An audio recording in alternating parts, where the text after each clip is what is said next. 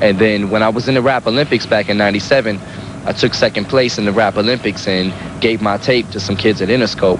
And Interscope gave the tape to Jimmy Iovine, and Jimmy Iovine liked it, and he gave it to Dre. He played it for Dre, and Dre liked it, and Dre was looking for me, you know, and found me like 3 days later.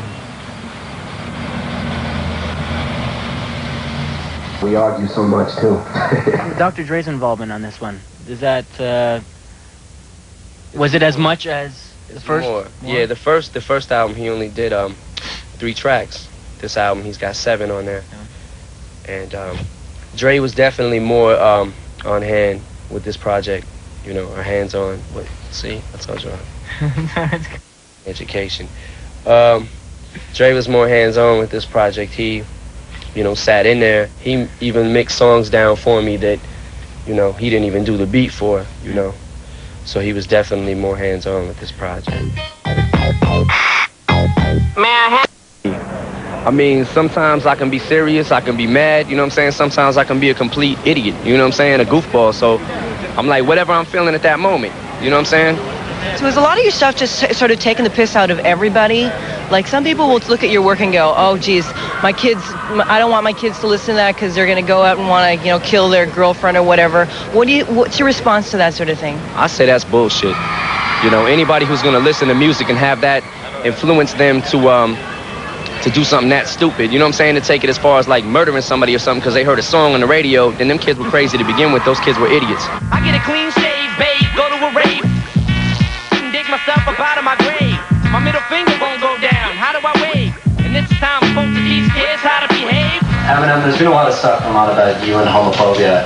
There's a story in the National Post today that said that you're a sex symbol to the gay community. How do you feel about that? Whoa. How do you not flatter? Am I flattered? Should I be?